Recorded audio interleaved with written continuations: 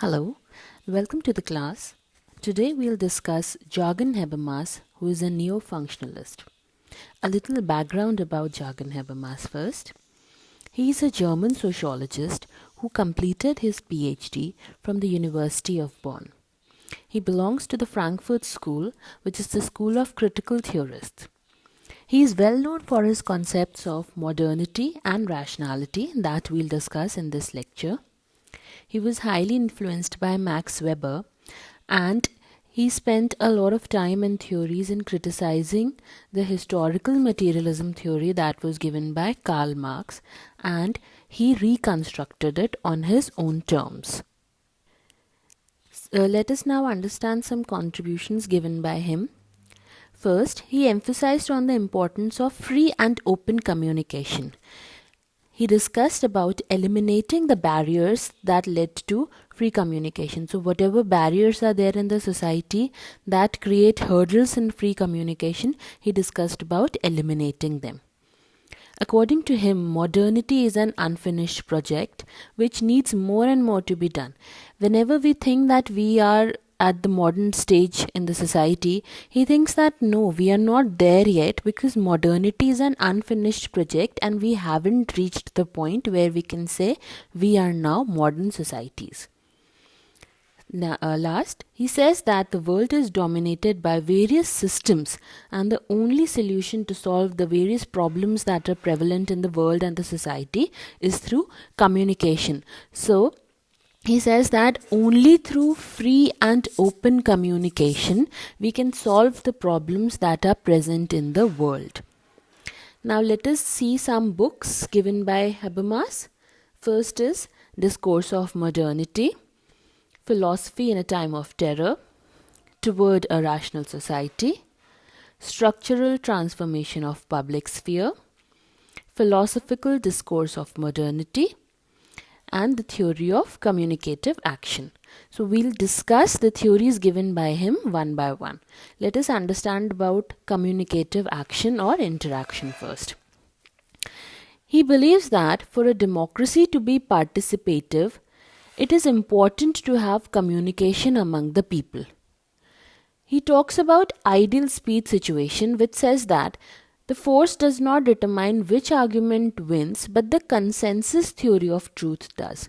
This means that in a participative society, when we talk about democracy in India, for example, if we do not represent ourselves, if we do not participate in the politics, can we say that it is true democracy? No, it is not, until the people do not participate, until the people do not communicate.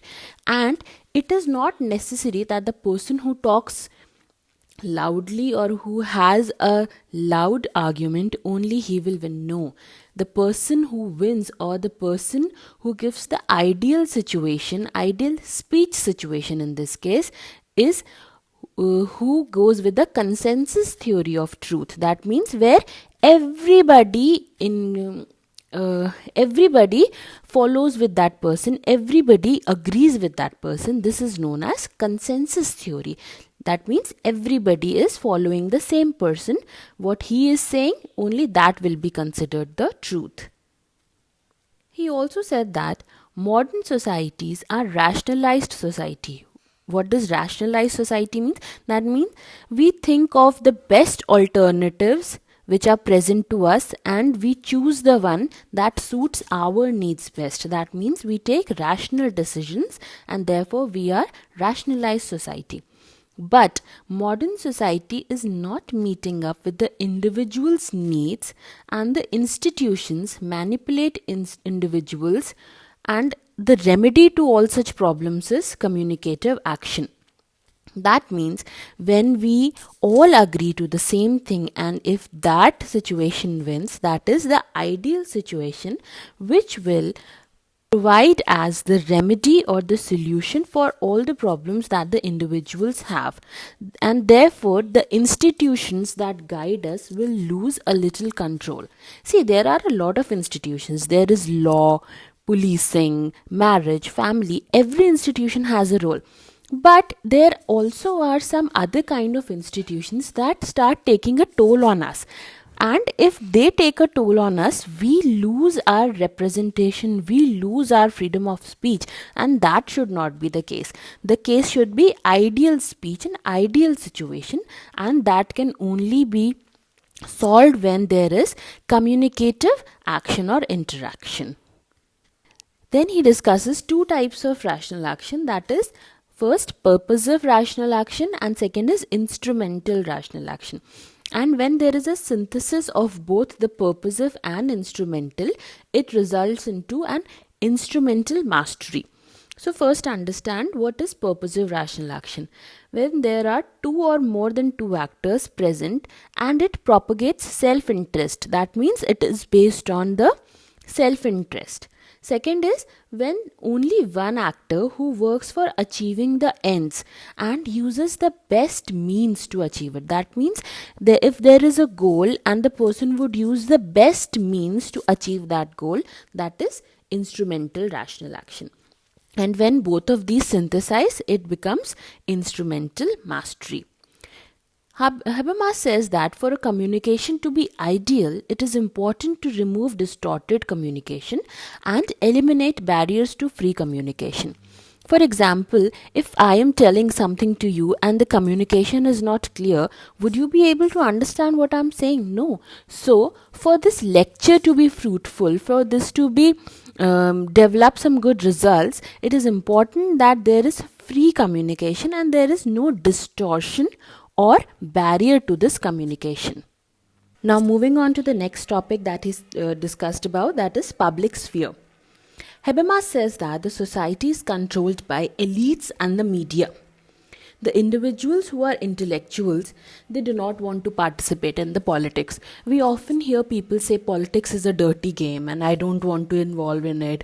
I don't want to go for voting.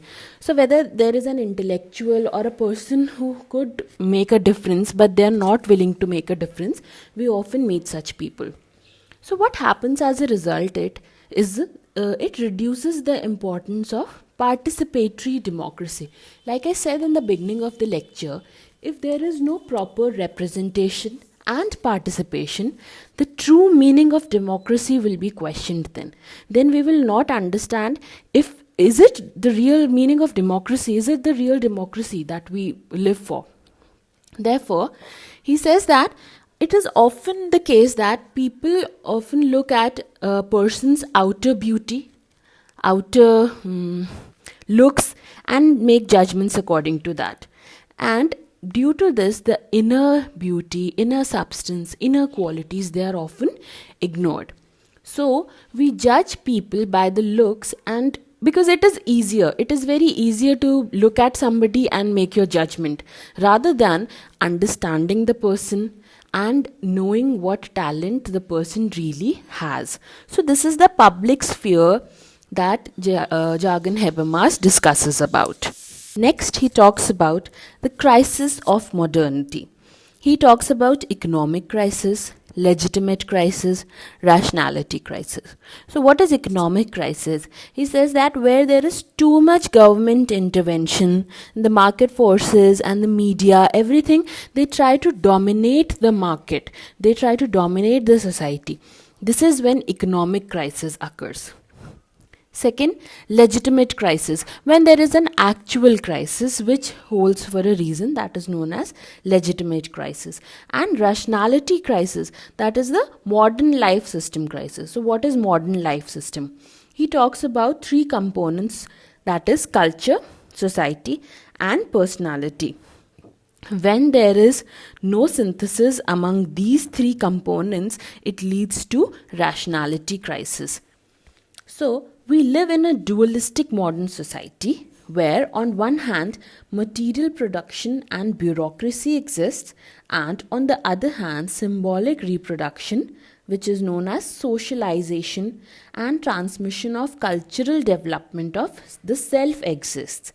Now let us understand, I'll just break this sentence and we'll understand what this means. This means that on one hand, we are too involved in the materialistic things and bureaucracy, such things exist, okay? And on the other hand, the transmission of cultural development of self. That means whatever cultures we got from our ancestors, we try to pass it to the next generation. So there is a huge contrast between the two. On one hand, I'm trying to buy iPhone 11 and iPhone 11 Pro and thinking I'm so modern. And on the other hand, I think that no, live-in relationships are bad. Girls should not move alone at night alone. Girls should not wear short skirts. So this is a dualistic modern society. On one hand, I am modern, and on the other hand, am I really modern? So this is what he talks about. That is the crisis of modernity. Now let us look at some questions. Question number 1 is, of the following, whose ideas are woven together in legitimation crisis? We just studied this. Legitimation crisis was given by Habermas. Second is, who has criticized the economic determinism to be implicit in part of Marx's original work? So we discussed this in the beginning of the lecture, that he tried to improve Karl Marx's work and he criticized it, so he kept on reconstructing it. So this is Habermas. Question number 3, who considers modernity as an unfinished project? The answer is Habermas. We discussed this in the beginning of the chapter on the lecture. Habermas says that modernity is an unfinished project. Thank you.